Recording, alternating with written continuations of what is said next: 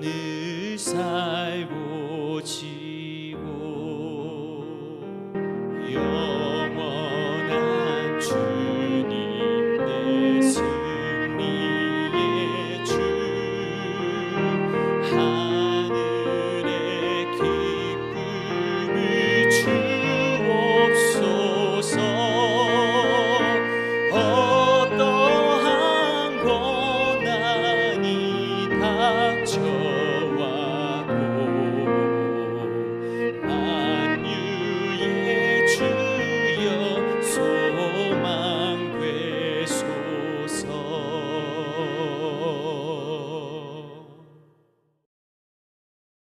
사랑하는 성도 여러분, 성경 통독 범위를 따라서 예레미야 49장과 50절의 말씀을 함께 살펴보고자 합니다. 예레미야 49장과 50장을 읽어보면 우리에게 익숙하면서도 낯선 나라들의 이름이 등장을 합니다. 49장에는 암몬과 에돔과 다메섹과 게달과 하솔과 엘람이라고 하는 나라가 등장을 하고, 50장에는 당시 가장 강력한 제국이었던 우리가 친히 잘 알고 있는 바벨론이 등장을 합니다. 왜 하나님께서는 예레미야 선지자에게 유다뿐만이 아니라 주변 나라들에 대해서까지 말씀하시는 것일까요? 그 이유는 예레미야가 처음 부르심을 받았을 때부터 이미 나타나 있습니다. 하나님께서는 예레미야 선지자를 부르실 때에 내가 너를 여러 나라의 선지자로 세웠다라고 말씀하셨습니다. 하나님께서 예레미야에게 맡기신 사명은 유다 그 국경 안에만 해당되지 않았습니다. 왜냐하면 하나님은 이스라엘만 다스리시는 분이 아니라 모든 나라와 모든 역사를 다스리시는 하나님이시기 때문이죠. 49장을 살펴보면 각 나라들은 자신들이 믿고 있는 것들이 있었습니다. 대표적으로 암몬은 자신들의 풍요를 믿고 있었습니다. 그래서 하나님은 암몬을 향해서 이렇게 책망하시죠. 예레미야 49장 4절 말씀을 함께 읽도록 하겠습니다. 패역한 딸아, 어찌하여 골짜기 곧 내 흐르는 골짜기를 자랑하느냐? 내가 어찌하여 재물을 의뢰하여 말하기를 누가 내게 대적하여 오리오 하느냐? 아멘. 암몬처럼 에돔도 의지하는 것이 있었습니다. 그들은 자신들의 지혜와 그리고 천연 요새가 있었습니다. 높은 산과 바위 사이에서 자리 잡고 있었기 때문에 쉽게 무너지지 않을 것이다 라고 생각을 했죠. 그래서 하나님은 그들을 향해서 이렇게 말씀을 하셨습니다. 예레미야 49장 16절 말씀을 함께 읽도록 하겠습니다. 바위 틈에 살며 산 꼭대기를 점령한 자여, 스스로 두려운 자인 줄로 여김과 내 마음에 교만이 너를 속였도다. 내가 독수리같이 보금자리를 높은 데에 지었을지라도 내가 그리로부터 너를 끌어내리리라. 이는 여호와의 말씀이니라. 아멘. 이 에돔이라고 하는 나라는 가진 것이 없는 나라가 아니었습니다. 그들은 세상을 향해 떵떵거리면서 살 수 있는 조건을 가지고 있었던 나라였습니다. 내가 가진 것이 많아질 때, 그리고 그것에 의지하기 시작할 때 생기는 문제가 무엇이냐면, 그것이 어느 순간부터 하나님보다 내게 더 든든한 것이 되어버린다라고 하는 사실입니다. 하나님보다 더 그것을 의지하게 된다라고 하는 것이죠. 우리에게는 재물이 필요하고 건강도 필요하고 안정된 삶도 필요합니다. 하나님께서 주신 것을 감사히 누리는 것은 지극히 당연한 것입니다. 그런데 문제는 어느 순간 그것이 우리의 믿음이 되는 것입니다. 예레미야 49장은 우리가 든든하다고 생각하는 것이 얼마나 쉽게 흔들릴 수 있는지를 아주 잘 보여주고 있습니다. 암몬도 무너지고 에돔도 무너집니다.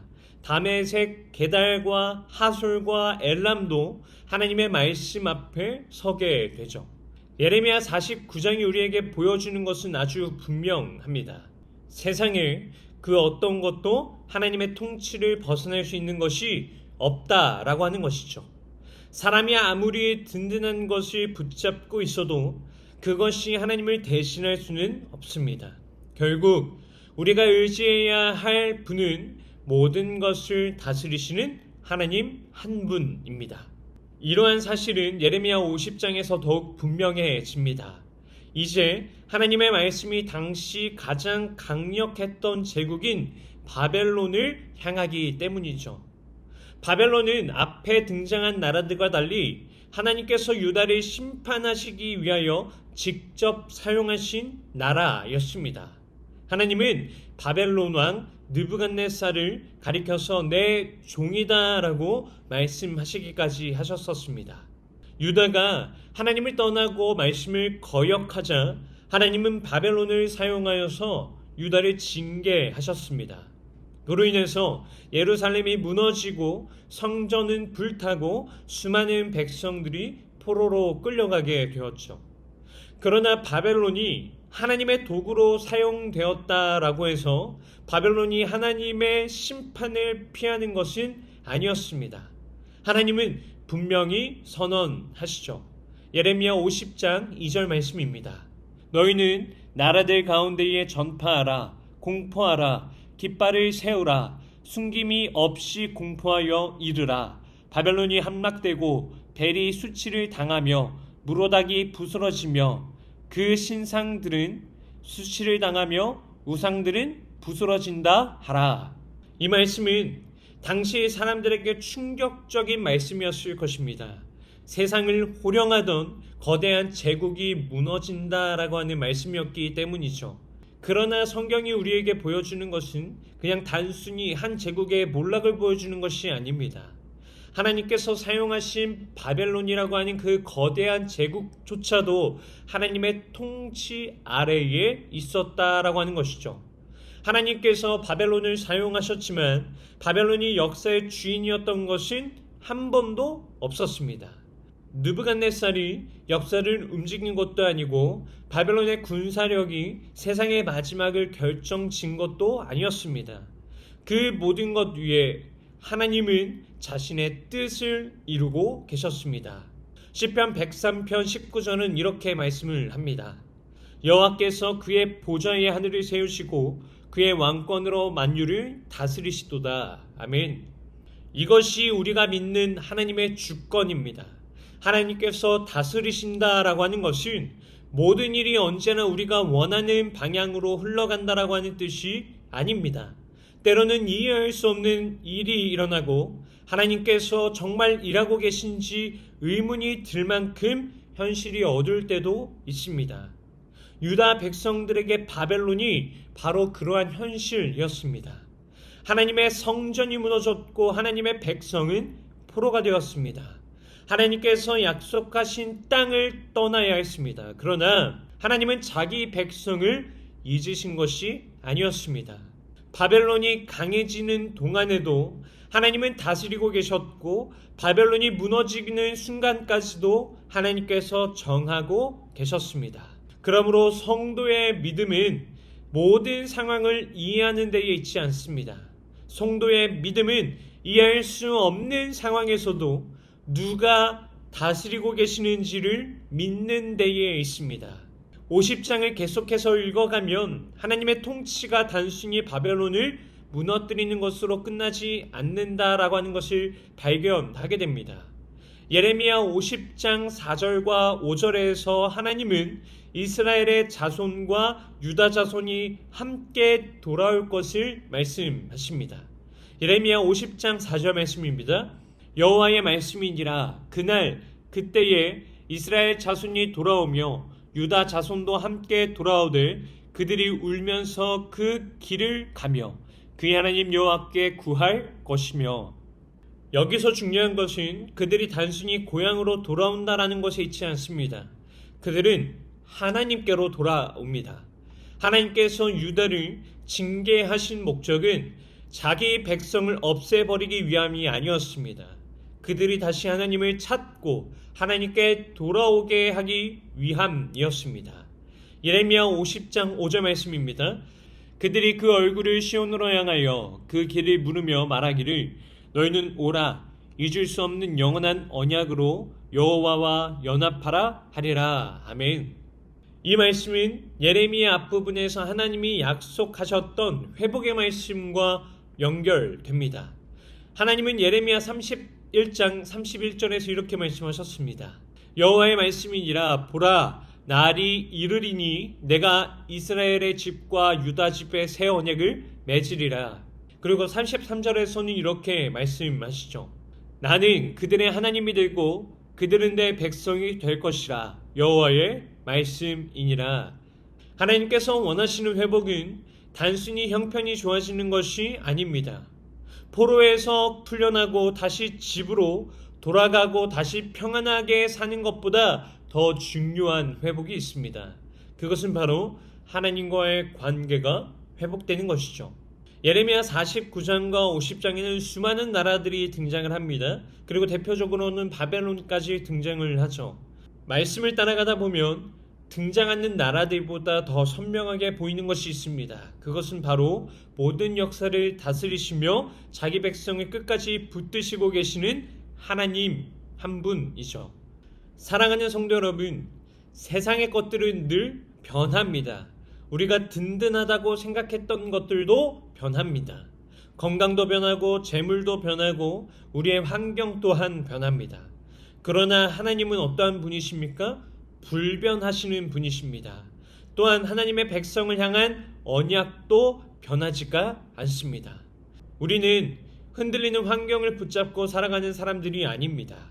흔들리는 모든 것 위에 다스리고 계시는 하나님을 붙잡고 살아가는 사람들입니다. 내가 지금 모든 것을 이해하지 못해도 괜찮습니다. 앞으로 어떤 일이 일어날지 다 알지 못해도 괜찮습니다.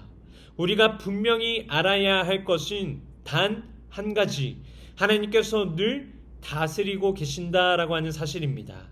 수많은 나라들도 하나님의 손 아래에 있었고 거대한 바벨론 그 제국도 하나님의 손 아래에 있었습니다.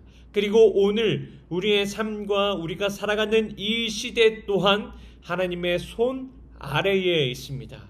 그러므로 세상이 아니라 하나님을 의지하시는 자들이 되기를 간절히 소망합니다. 끝까지 자기 백성을 붙드시는 하나님을 신뢰하시기 바랍니다. 세상의 모든 것은 흔들릴 수 있지만 모든 것을 다스리시는 하나님은 영원히 흔들리지 않으십니다. 그 하나님을 믿고 오늘도 담대히 살아가는 저와 여러분이 되시기를 주님의 이름으로 축원드립니다. 기도하겠습니다. 온 세상과 역사를 주관하시는 하나님, 예레미야 말씀을 통해 우리의 삶이 하나님의 주권 아래에 있음을 다시 깨닫게 하시니 감사합니다. 우리는 눈에 보이는 것들을 의지하며 살아갈 때가 많습니다. 재물과 건강과 안정된 환경이 우리를 지켜줄 것처럼 생각하고 때로는 하나님보다 그것들을 더 든든하게 여겼던 우리의 마음을 이 시간 돌아봅니다. 용서하여 주시고 흔들리는 세상을 붙잡지 않고 영원히 변하지 않으시는 하나님만을 의지하며 살아가는 자들이 되게 하여 주옵소서.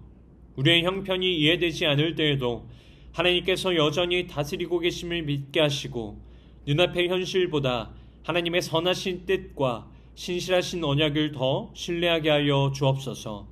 우리의 모든 것을 알 수 없어도 역사의 주관자이신 하나님을 믿으며 담대히 살아가게 하여 주옵소서. 이번 한 주간도 우리가 가진 것이 아니라 하나님을 붙들게 하시고 세상의 모든 것이 흔들려도 흔들리지 않으시는 하나님을 신뢰하며 믿음으로 살아가는 자들이 되게 하여 주옵소서. 이 모든 것 살아계신 예수님의 이름으로 기도드립니다. 아멘. 오늘 함께 기도할 도구기도 제목은 나눔과 섬김을 통한 지역사회 복음화를 위하여입니다. 카페 꿈틀을 찾는 여러 불신자들이 이곳을 통해 참된 쉼을 얻고 카페가 자연스럽게 복음을 전하는 은혜의 접촉점이 될 수 있도록 우리 교회가 지역사회에 꼭 필요한 선한 이웃이자 사랑이 넘치는 좋은 이웃으로 쓰임받을 수 있도록 기도하시기 바랍니다. 이어서 육신의 질병으로 고통받고 있는 교회 식구들, 경제적 어려움을 겪는 식구들, 타지와 타국에 있는 식구들, 우리 교회 다음 세대를 위해 기도하시기 바랍니다. 또한 나라와 민족을 위해서 한국교회와 세계 선교를 위해서 기도하시기 바랍니다. 끝으로 오늘도 주님과 깊이 교제하시는 하루가 되길 소망하며 각자의 기도 제목을 놓고 기도하시겠습니다.